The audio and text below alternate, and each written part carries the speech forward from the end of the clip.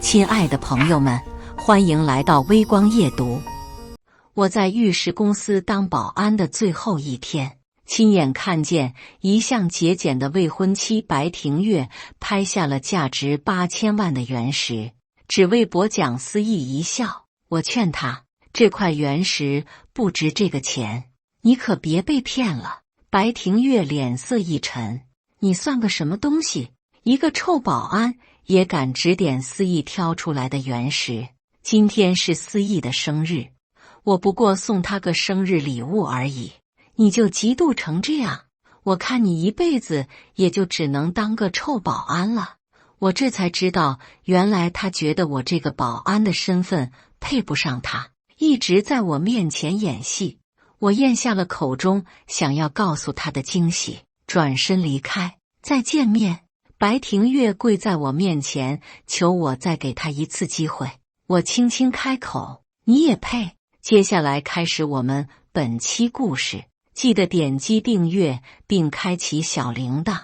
厉志明，你怎么这个卑鄙，竟然跟踪我？听着白庭月的质问，我满嘴苦涩。在一起3年，他竟然都不知道我在哪里上班。我苦笑着开口解释，庭月，我是这里的保安，我没有跟踪你，只是你为什么要骗我？白庭月鄙夷的目光落在我身上，你有什么值得我骗的？今天思义生日，我不过送他个小礼物而已，你能不能别这么小气？我僵硬地扯了下唇角，我小气？前天他还说他没钱花，要走了我身上最后的300块钱，这2天我只能喝自来水充饥，如果不是我遇到了那个人，恐怕我早就饿死了。想到这，我摇摇头。白庭月毕竟是我未婚妻，我跟他在一起并不知道他的身份，也不贪图他什么，所以我还是开口。我进来只是想提醒你，这块原石开不出什么好东西，毕竟花了8000万，不是个小数目。白庭月上下打量了我一眼，闭嘴！你一个保安懂什么？这块原石可是思义看中的，他爸可是赌石界的大佬，他眼光绝对不会有错。赶紧离开这里，别给我丢人！蒋思义脸上的兴奋还没褪去，他轰然大笑：你们会场什么时候这么嚣张了？一个臭保安也敢这么装模作样，简直笑死人了！经理连忙擦着额角的冷汗，点头哈腰地对他道歉。转过身来，经理对着我就是一通怒骂：你这个不长眼的东西，知不知道白小姐和蒋少爷是我们拍卖行的贵客，他们1年光是在我们拍卖行都要消费数十亿，你要是得罪了他们，赔上你的命都不够。你一个保安懂个屁！说完，他用力按住我的脖子，赶紧向蒋少爷道歉。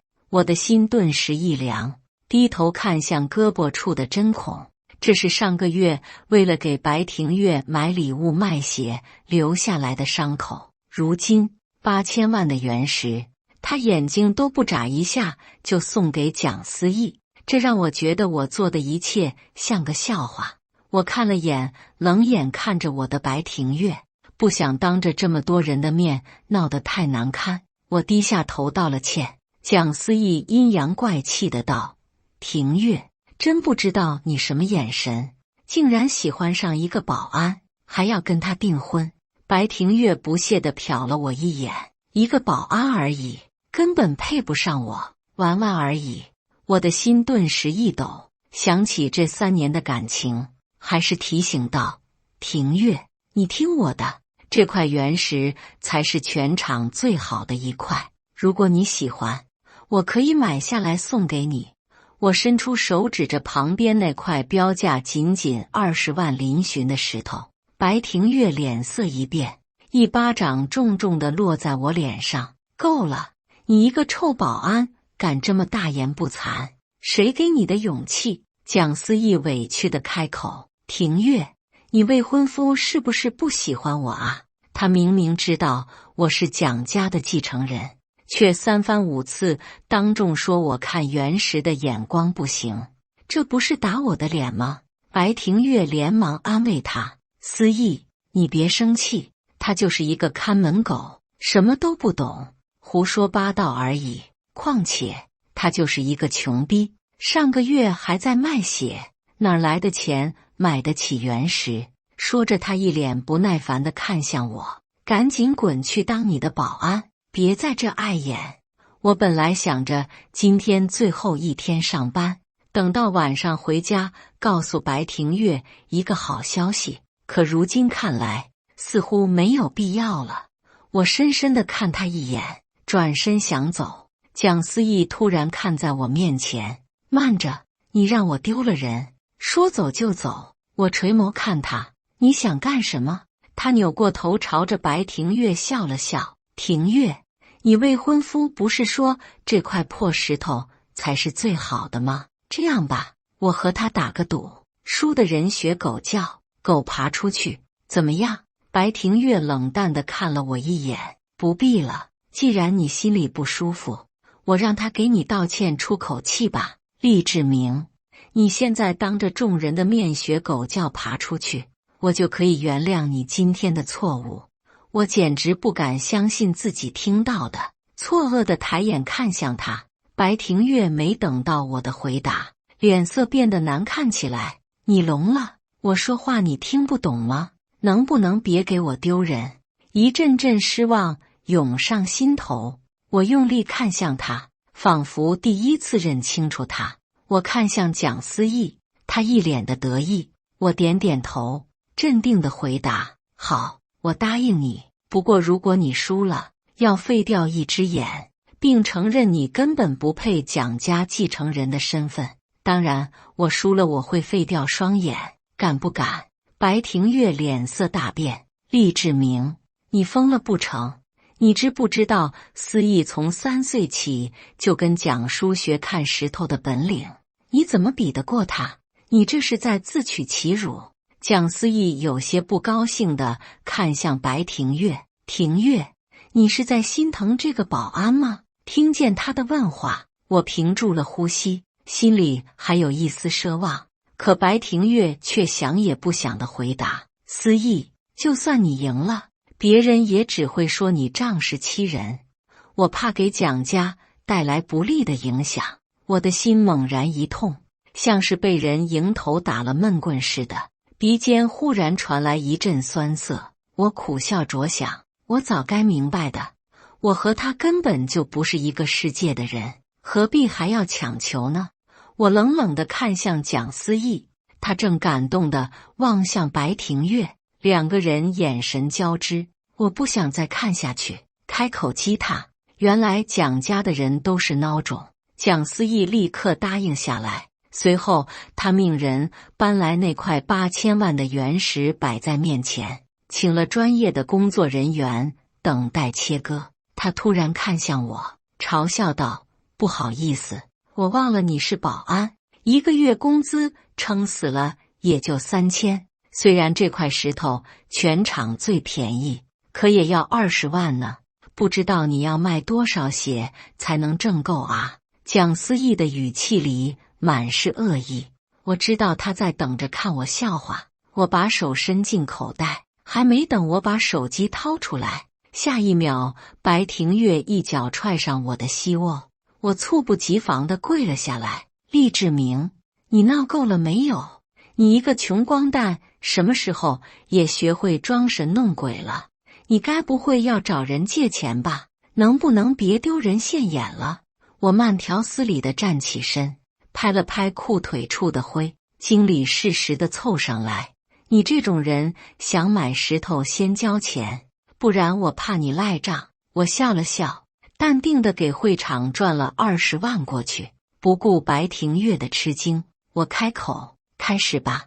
拍卖会场的众人也都围了上来，了解了情况后，有人嘲笑我：这是哪儿来的大傻子，竟然敢跟我们蒋少爷比拼开原石。是啊，谁不知道蒋老目光如炬，所有的原石他只要看一眼就知道里面到底有没有好东西。蒋少爷作为他的儿子，肯定也是一把好手。看来这个看大门的今天是要把眼睛都挖出来给蒋少爷赔礼道歉了。蒋思义勾起唇角嘲讽我，真是不自量力的臭保安。说着，他眼珠子一转，还是签个协议吧，不然输了你不认账怎么办？我反问他，你确定？蒋思义嘲讽地看向我，怎么，你这个臭保安，该不会是害怕了吧？你现在跪下来给我磕头认错还来得及，哈哈哈哈！我深深地看了他一眼，答应下来。签完字，工作人员开始切割蒋思义看中的原石。白庭月忽然一把拦住他，看向我，厉志明，现在还没开始，你可以反悔，只要你兑现承诺，学狗叫狗爬着给思义道歉就够了。否则，一旦开始，这么多人作证，就连我也保不住你。我瞟了他一眼，怎么，白小姐这是心疼我？我相信自己不会输的。他脸色一黑，狠狠瞪了我一眼，气道：不知好歹，既然你尚敢着想自废双眼，我也不拦着你了。我有些不明白白庭月的想法，如果他真的心疼我，一开始就不会那样对我，现在更应该相信我才对。我用力摇了摇头，算了，既然不是一个世界的人，何必还在意他的想法？在蒋思义挑衅的目光下，工作人员切下了第一刀，众人全都屏住呼吸围上去看，我却丝毫不在意，因为我知道这块原石里什么都没有。果然，一阵惊呼声传来，天啊，这一半怎么会什么都没有？该不会让那个臭保安说中了吧？蒋思义脸色难看，你们着什么急？不过第一刀而已，看不见里面的东西也是正常的。说着，他抬了抬下巴看向我，该你了。并没有工作人员愿意为我切原石，这正中我意。我戴了手套，找了个刁钻的角度切了下去，里面一片绿，这代表里面绝对有翡翠的存在。不等别人开口，白庭月冷哼一声，哼，不过瞎猫碰上死耗子而已，难道思义还能比不上一个臭保安的眼光？蒋思义开口吩咐工作人员切下第二刀，很快又有人开了口，怎么会这样？怎么还是一片白？难道这次蒋少爷真的走了眼？白庭月突然大发雷霆，你到底会不会开原石？这么大块的原石，价值8000万，怎么可能不见东西？你要是敢让思义丢脸，我让你们拍卖公司从此消失在淮海市。工作人员冷汗涔涔地看向蒋思义，蒋少爷，对不起。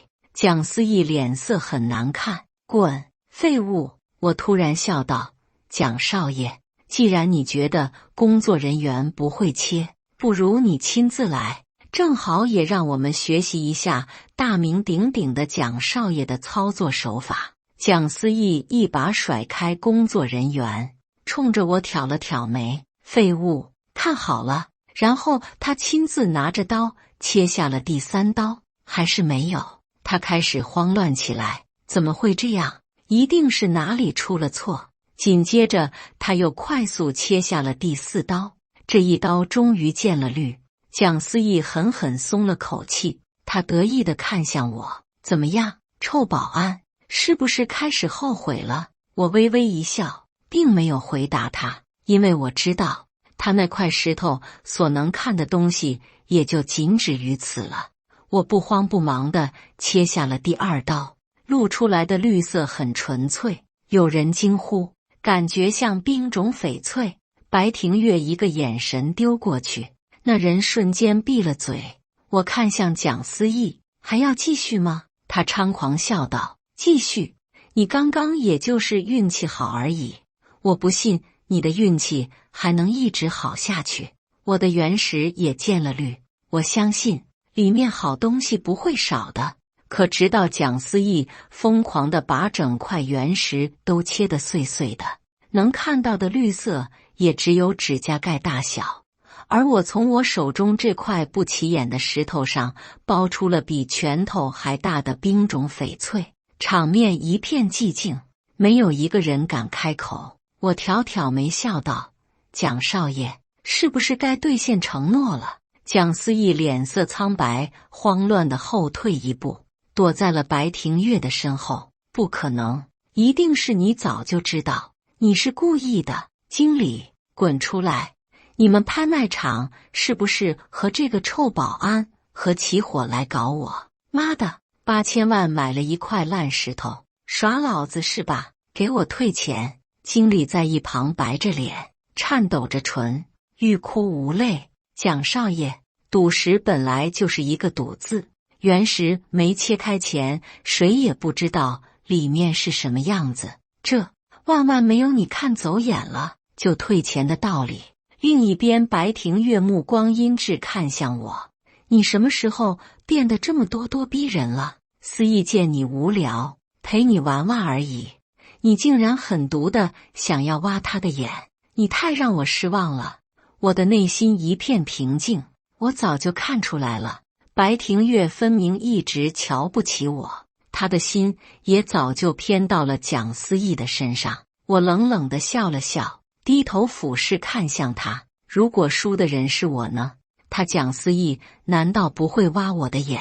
你会为我说话吗？”白庭月脸色一顿，很快反应过来：“无论是谁，我都不希望你们出事。”说着，他缓了声音：“志明，我知道你是气我瞒着你身份，悄悄给思义过生日，你怪我好了，但思义是无辜的，你就别闹了，好不好？”我冷笑：“愿赌服输。”说着，我伸手扬了扬刚刚签下的协议：“别忘了，刚刚是谁逼着我签下来的？如今你输了就想赖账，该不会玩不起吧？”简直笑掉大牙。蒋思义上前一步，趾高气昂地看向我，底气足了许多：“你不过一个臭保安而已，我凭什么为了你的一句话挖掉自己的眼？你还不配！况且你分明是和拍卖公司串通好了要骗钱。”白庭月也冷了脸：“厉志明，你别给脸不要脸，我的忍耐是有限度的。如果你还想跟我在一起，就赶紧向思义道歉，再把8000万退给我，否则我报警把你们都抓起来。”我冷冷地看着他，心中也止不住的发冷。这就是我喜欢了3年的女人，如今她为了别的男人对我恶语相向，甚至恨不得我去死。拍卖会场的大门突然发出声响，有一队人朝着这边走来。领头的人开口道：“少爷，该回家了。”蒋思义忽然笑了：“臭保安，老子不陪你玩了。”说着，他起身离开，可走了几步，却发现没有人跟上他。他疑惑地回头，只见领头人恭恭敬敬对我鞠了一躬道：“少爷，老爷等您很久了。”我淡定地站起身想离开，白庭月却一把拽住我的手。他着急地问我：“志明，什么情况？蒋家的人怎么会喊你少爷？你不是孤儿吗？”我轻轻拨开他：“白庭月，从今天开始，你我的婚约作废。”反正他也从来没有当回事过。事到如今，这个婚约也就没有存在的必要了。白庭月不可置信地看向我：“你在开什么玩笑？”我没再理他，跟着蒋家的来人离开了。临走前，我听见白庭月怒骂：“经理，我告诉你，这是没完，不把8000万退给我，你们公司就等着倒闭吧。”坐在车上，我的心情十分复杂。昨天，我饿得晕倒在大街上时，遇到了一个中年男子，他告诉我是蒋家的少爷，当年被我去世的养父母偷偷换了。蒋家这么多年来从来没有放弃寻找我。我猛然知道自己是有钱人家的孩子，第一个就想告诉的人是白庭月，只是他一夜未归。我想着今天来玉石公司上完最后一天班，回家见到他的时候，把这个好消息告诉他，以后我们再也不用为钱发愁了。可没想到，现实给了我重重的一击。我回过神，车子已经在别墅门口停稳，跟我一同回来的还有蒋思义，他带着白庭月直奔坐在沙发上的男人身前。爸，什么情况啊？这人就是一个臭保安而已，为什么张叔会叫他少爷？蒋思义迫不及待想得到答案，谁知下一秒，保镖举着棍子上前就给了蒋思义一棍，他顿时痛得在地上打滚。男人，也就是我爸，他声音沉沉地响起来，假货就是假货，在蒋家享受了这么多年，好处还是这副德行。白庭月上前一步，指着我道：蒋叔，你一定是搞错了，我跟厉志明认识3年，他就是一个孤儿，一个看大门的保安，不可能是你儿子的。说着，白庭月拽住我的手，志明，跟我回家，别打扰思义和他爸说话。我用力甩开他的手，怎么，怕我抢了你心爱的蒋思义的身份？白庭月颤抖着唇，你说什么呢？你是我未婚夫，我还能不希望你好吗？但你只是个孤儿而已，根本就不是蒋家的少爷，别闹了好不好？咱们回家。我冷笑一声，我们的婚约已经作废，从此桥归桥，路归路。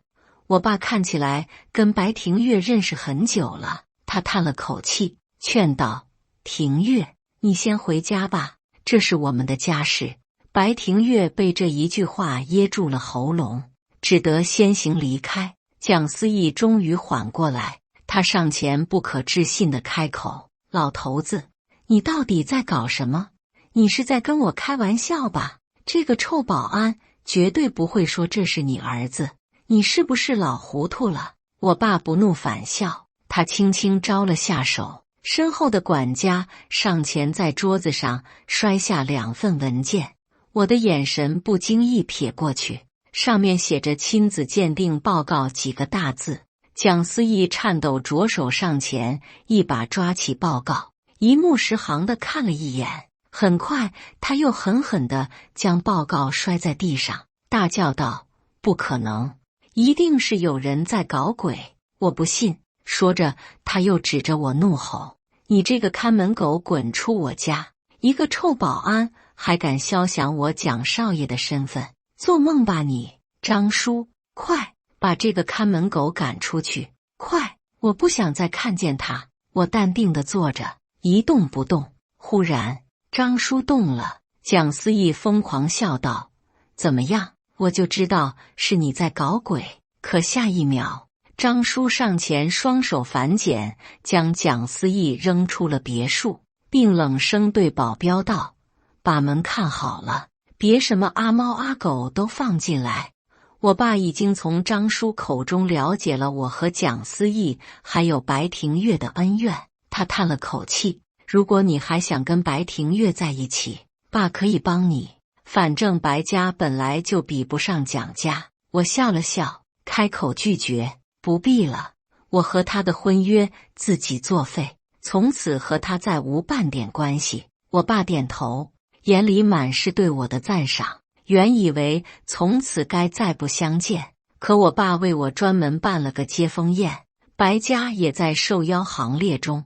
当天晚上，白庭月一袭高定礼服，挽着蒋思义出席。见到我，白庭月一脸讨好的上前：志明，你怎么不早告诉我啊？早知道你是蒋叔的儿子，也不会闹得这么僵了。蒋思义也笑道：是啊，志明，大家都是一家人，过去的事是我看走了眼，你别介意，还希望你能在爸面前多说几句我的好话。说着，他的酒杯轻轻碰上来，发出清脆的响声。我移开了手中的酒杯，淡淡的开口：别这么说。此话一出，蒋思义眼睛一亮。我继续道：我不过是一个臭保安而已，怎么能跟您蒋大少爷相提并论？我相信你在爸心目中的位置应该比我更重要，毕竟你已经当了他20多年的儿子，而我才刚刚回来，不过2天而已，所以我没资格跟你称兄道弟。我的话说完，蒋思义的脸色难看起来。白庭月见状，连忙劝道：“志明，别闹了。之前他那么说你，是因为他不知道你才是蒋叔的儿子。既然你们都是一家人，何必因为这种小事伤了和气？你再给他一次机会吧，让他好好补偿你。”我轻轻摇了摇头：“不必了，我不配，我不想再看见他们2人卿卿我我。”索性转了身去了另一边。而我爸正在台上宣布，蒋志明是我蒋家名正言顺的继承人。有人问：“蒋思义少爷呢？”我爸脸色一沉：“别提他，以后无论他干什么，都与我蒋家没有任何关系。”话音刚落，蒋思义突然冲上台，一拳捶在我爸脸上，猝不及防之下，我爸喷出一口血，猛然倒地。现场一片混乱，我镇定地抬起头喊保镖，立刻把蒋思义控制起来。张叔，叫家庭医生过来，速度！各位叔叔阿姨，不好意思，蒋家要处理些家事，你们慢走。等我有条不紊地处理好一切后，我才走到蒋思义面前。他满脸愤怒：“放开我！你算个什么东西？敢动老子！我弄死你！”我使了个眼神，保镖用力一脚踹倒蒋思义，他猛地跪在地上，头狠狠地磕在地板上，发出一声巨响。我不紧不慢地开口：“蒋思义，你是不是忘了你还欠我一只眼睛？”我踢了踢他的脸：“要命还是要眼，你自己选吧。”说完，我随手扔了把水果刀在地上，而周围的几名保镖虎视眈眈地盯着他。蒋思义颤抖着手捡起地上的水果刀，缓缓地对着自己的眼睛，却一动不敢动。好半晌，他的下身传来一股骚味。保镖开口：“少爷，他被吓得尿裤子了。”我终于笑起来：“张叔，报警！我爸被人袭击，重伤倒地，至今昏迷不醒，我要让他付出代价。”蒋思义似乎明白过来我是在耍他，立刻抬起头，恶狠狠地瞪着我：“你放屁！不可能，我根本没用那么大的力气，你一定是故意的，你记恨我，所以你要报复我，你这个看门狗，臭保安！”我没理他，直到警察赶来，我才重新开口：“警察同志，拜托你们了，我刚跟父亲相认，我不想他有事，更不想伤害他的人逍遥法外。”在警察局里，蒋思义声嘶力竭地喊道：“你们都被他骗了，我根本没用多大的力气，那个老不死的怎么可能有事？我不过是想教训下他，让他后悔把我赶出家门，可我绝没有要害他的意思。谁让老不死的那么偏心？我当了他20多年的儿子，还比不上他亲儿子一根手指头，凭什么？我才是蒋家的继承人。”我对着警察耸了耸肩：“警察同志，你们听见了吧？他亲口承认自己伤害了我爸。我爸都50多了，身体本来就不好，让他这一拳打的，现在还在床上昏迷。求你们一定要让他受到处罚。”在等待警察通知的时候，我接到了白庭月的电话，他小心翼翼地问我：“思义真的把蒋叔打得至今昏迷不醒？”我冷哼一声：“怎么，你又要劝我放了他？”很快开口：“志明，我知道你还生我的气，你放心，以后我会一心一意对你，只要你答应，我们可以立刻结婚，这样总行了吧？”他的语气笃定，仿佛只要他开口，我就该回头。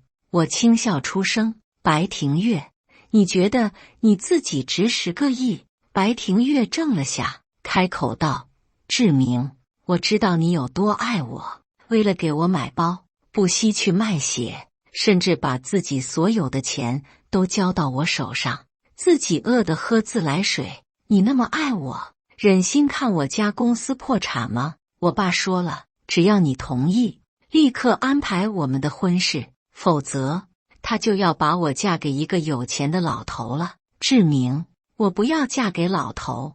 他的声音到后面变得惊恐起来，我却满脑子都是他的话。原来他知道，他一直都知道我为他的付出，只是在他心里我一直是个臭保安，是个穷逼，所以不管我付出再多，他都看不上眼。多可笑！我疯狂地笑起来，笑着笑着眼泪都掉下来了。白庭月在电话那头高兴地道：志明，你同意了。我用力狠狠地擦了把眼泪，骂道：滚！挂了电话，我立刻到我爸面前打探消息，从他口中得知他已经拒绝了白庭月父亲借钱的要求以后，我松了口气。我爸看着我的脸色，你担心白氏集团？儿子，只要你说句话，爸爸就帮。这么多年委屈你了。我连忙摇头。恰好这时警察局打来电话，我爸脸色一黑，就说我快死了，告蒋思义故意伤害和故意杀人。老子好吃好喝供了他20多年，他竟然因为老子找到了亲儿子就打老子。妈的，这么多年还不如养条狗。我严肃地转告了警察我爸的意思，警察同志也很重视，毕竟我爸可是淮海市的内税大户。这件事告一段落，我就只等着警察那边的处理结果。可谁知没过几天，白庭月就找上了门。一见面，他就拽住我的衣袖，表情是我从没见过的无助。他求我：志明，求求你看在我们曾经的感情上，帮帮忙好吗？不然我爸真的要把我嫁给一个老头，你忍心吗？志明，求求你，救救我！我不想和别人在一起。我无动于衷，始终冷眼看着他。白庭月突然一咬牙，在我面前跪了下来，他的眼泪大颗地滴落在地上。他哽咽着：志明，我错了，我当初不该为了私意伤害你，你原谅我好不好？求你了，10亿而已，帮帮忙，我会用我的下半生偿还你。现在只有你能救白家了，以后你就是白家的大恩人。说着，他用力地将头磕在地面上，一下又一下，直到他的额头见了血，染红了地面。我终于开口：停下吧。他眼中迸发出惊喜的光芒。志明，我就知道你还是爱我的，不会不管我的。我轻轻一笑：你也配？你的脏血弄脏了我家的地，我看着恶心。你赶紧滚吧。白庭月不可置信地抬起头，定定地看着我，仿佛不敢相信这话会是从我口中说出。我却不耐烦地啧了一声：听不懂人话吗？我让你滚。下一秒，一直如雕塑般站在旁边的保镖走过来，抬起白庭月就扔了出去，就像当初把蒋思义扔出门一样。等到蒋思义的审判结果出来的那天，我代替我爸去警察局签字，恰好遇见了玉石拍卖场的经理。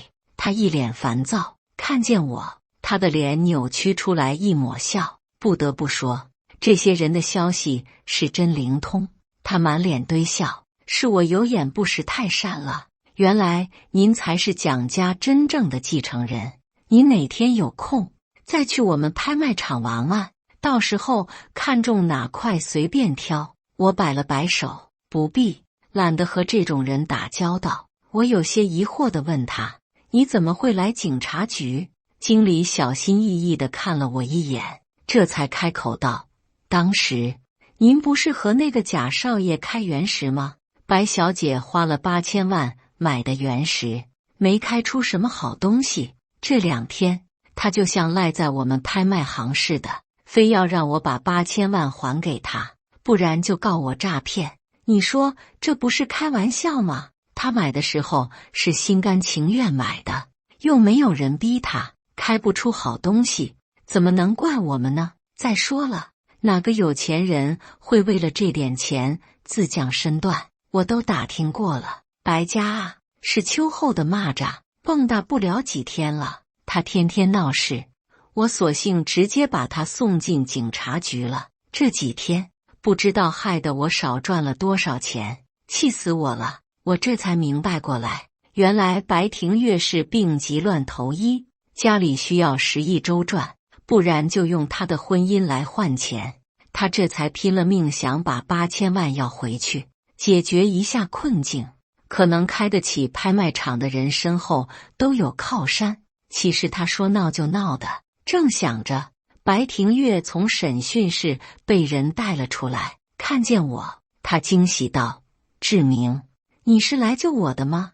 这个经理狗眼看人低，你快帮我教训他。”经理惊恐地看向我，结结巴巴地道歉：“蒋少爷，我不是故意的，我不知道你是来帮白小姐的。”我轻轻地拍了拍经理的肩膀：“你该怎么样就怎么样，我跟他没有任何关系。”白庭月绝望地看着我：“志明，你真的要弃我们3年的感情于不顾吗？”我没回头，只淡淡地开口：“白小姐可别这么说，我一个臭保安受不起。”我快步离开警察局，将白庭月歇斯底里的哭声抛在身后。回到家，我告诉我爸，蒋思义被判了5年。我爸点点头，没再开口。我知道他心里正在慢慢消化，没打扰他，悄悄退了出去。再遇见白庭月已经是半年后了，他挺着孕肚，搂着一个肚子比他更大的男人走在街上。2个人边走边说话，突然男人抬起手，粗暴地扇了他一巴掌。白庭月没什么大反应，像是麻木了似的，抹了一把脸继续走。回想起这半年并没有听到白氏集团倒闭的消息，我知道这个男人一定就是当初他爸给他挑的丈夫。我不由得扭过头看向身旁的保镖，谁能想到仅仅半年的时间，我和白庭月以及蒋思义的身份就来了个对调呢？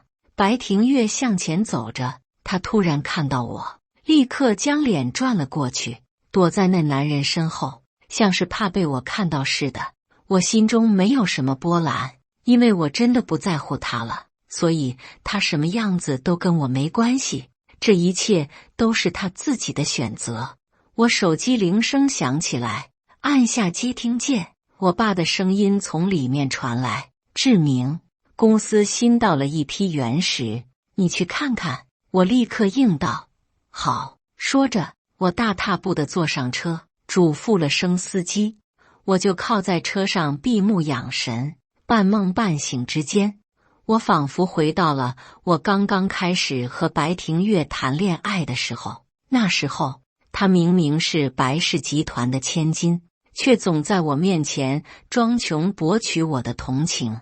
我摇摇头，再也不去想这些事。如今的生活我很满意，感谢大家的观看。本期故事精彩吗？欢迎大家在下方评论区吐槽。如果你喜欢这类故事，记得点击订阅微光夜读，并分享给更多的人，这会对我帮助很大。再次感谢大家的观看。